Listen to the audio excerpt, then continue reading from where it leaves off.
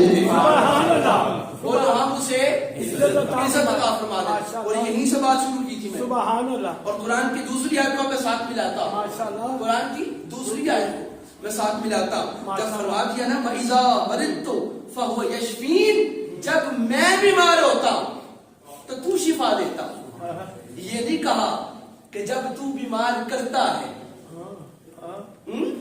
جب تو بیمار کرتا ہے تو پھر تو ہی شفا دیتا ہے. قرآن کا یہی تو مطلب ہے، یہی تو معنی ہے. ادب سکھاتا ہے اور ادب پہلا کرینہ ہے محبت کے کرینوں میں. اگر آپ کے پاس بڑا علم ہے لیکن ادب کوئی نہیں تو وہ سارے کا سارا علم آپ کا رد کر دیا جائے. اگر آپ کے پاس تھوڑا سا علم ہے لیکن ساتھ ادب ہے تو وہ قابل قبول ہے. اگر آپ کے پاس علم ہے، آپ پی ایچ ڈی ڈاکٹر ہیں، آپ جاتے ہیں کسی بڑے آدمی کے دفتر میں اور جا کر آپ اس کا دروازہ اپنے پاؤں کی ٹھوکر کے ساتھ کھولیں تو کیا آپ کا علم آپ کے کام آیا؟ نہیں. آپ کو وہاں ادب بھی کام آئے گا.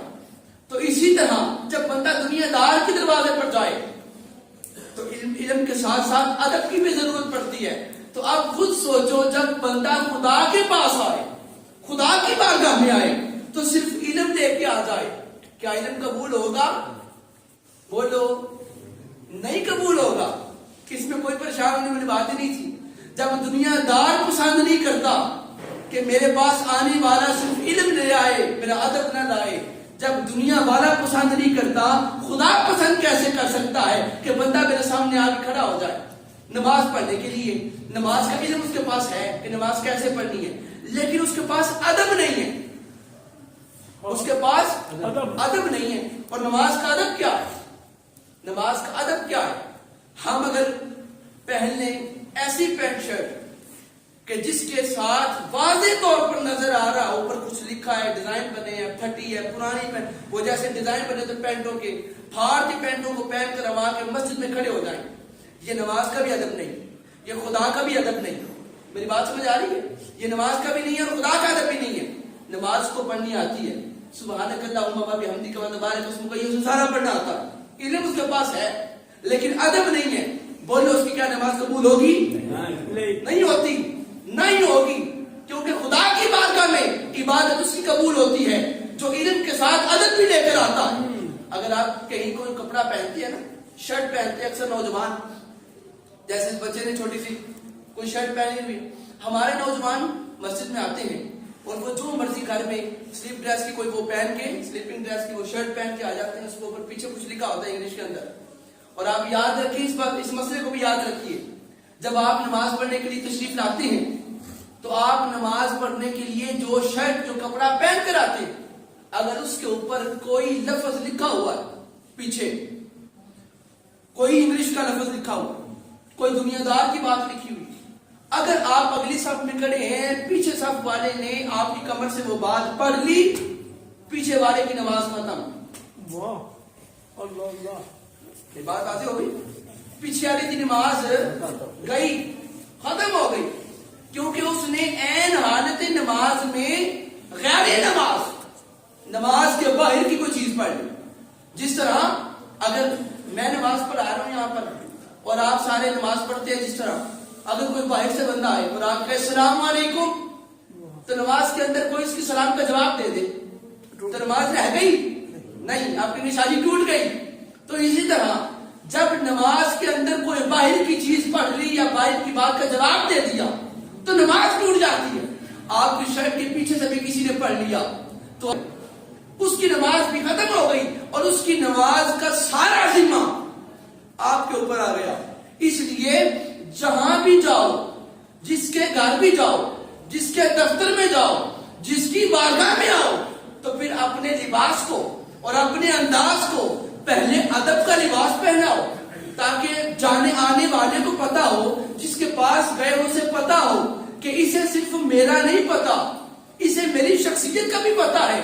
اور جب رب کی بارگاہ میں آؤ تو ایسی عاجز بن کے آؤ کہ خدا کے بندوں کو پتا ہو اور خدا کو بھی پتا ہو کہ میرا بندہ میرے پاس آ رہا ہے، اسے صرف اتنا نہیں پتا کہ میں رب ہوں، میں قدیر ہوں، میں مالک ہوں، میں شانے دیتا ہوں، اولاد دیتا ہوں، نا، بلکہ میرے بندے کو میرا علم بھی ہے اور یہ بھی پتا ہے کہ مالک کا ادب کیسے کرنا. سبحان اللہ، سبحان اللہ.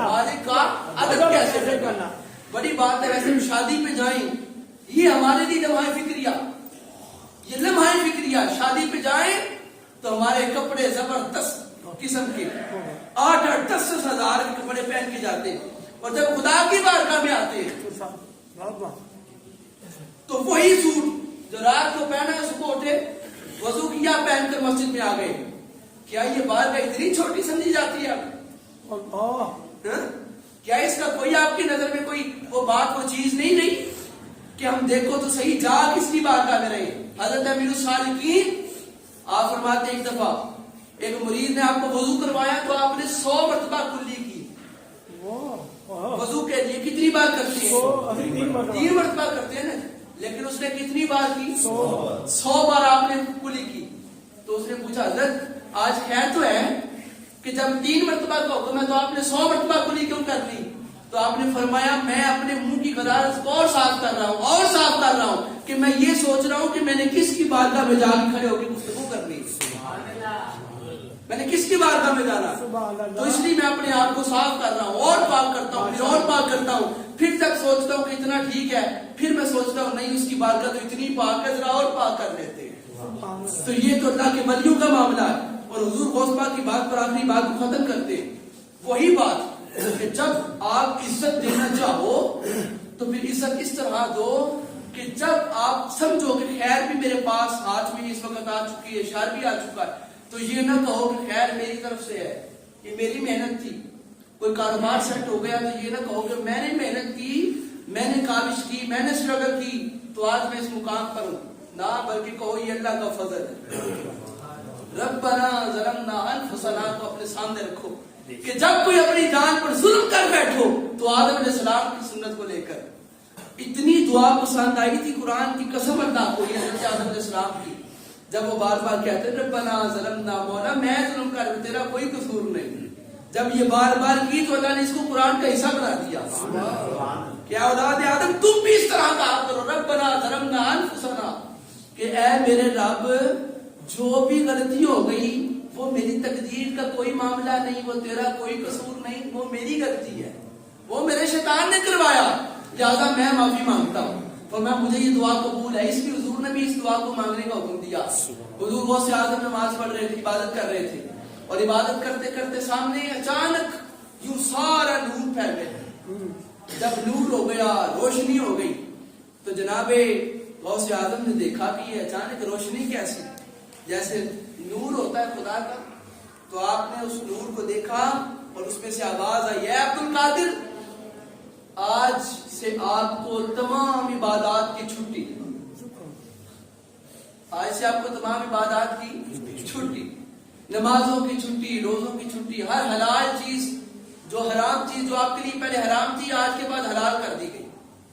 अब हुजूर गौस पाक ने जब ये बात सुनी शेख अब्दुल कादिर जिलानी ने, तो आपने बात सुनकर फिर उसने ख्याल किया कि मेरे लिए नमाज की छुट्टी, ये क्या बात हो गई। तो आपने उसी वक्त पढ़ा ला हौला वला कुव्वता इल्ला बिल्लाहिल अलीय्यिल अज़ीम, कहा ये कैसा बदबख्त है, ये क्या नूर है, ये खुदा नहीं हो सकता। ये जो कह रहे हैं ना कि मैं खुदा हूं, तो ये खुदा नहीं है। क्यों? क्योंकि नमाज की छुट्टी तो इमाम हुसैन को करबला के मैदान में भी नहीं मिली। तो मैं क्या चीज हूं कि मुझे मेरे हुजरे के अंदर आके छुट्टी दी जा रही है और हर हराम चीज को हलाल किया जा रहा है। फरमाइए मुझे यकीन आ गया कि ये रहमान नहीं है बल्कि शैतान है।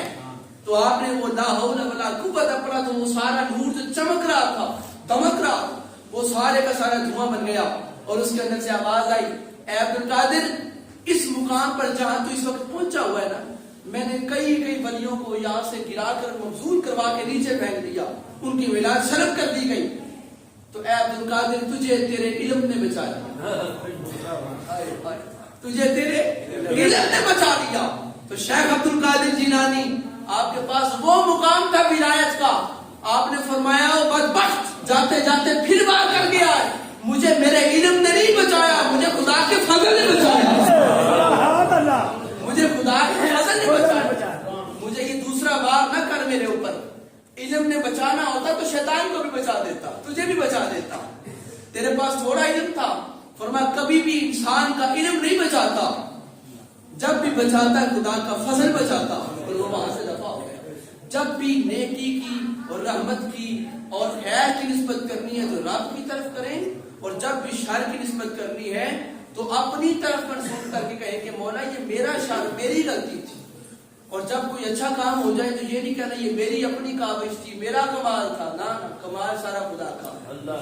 وَتُعِزُّ مَن تَشَاءُ وَتُذِلُّ مَن تَشَاءُ, جسے چاہتا ہے وہ عزت دیتا ہے, جسے چاہتا ہے وہ ذلیل کرتا ہے. اللہ رب العزت سرکار دو عالم علیہ السلام کے صدقے سب کو عزت عطا فرمائے. وَمَا عَلَيْنَا إِلَّا الْبَلَاغُ.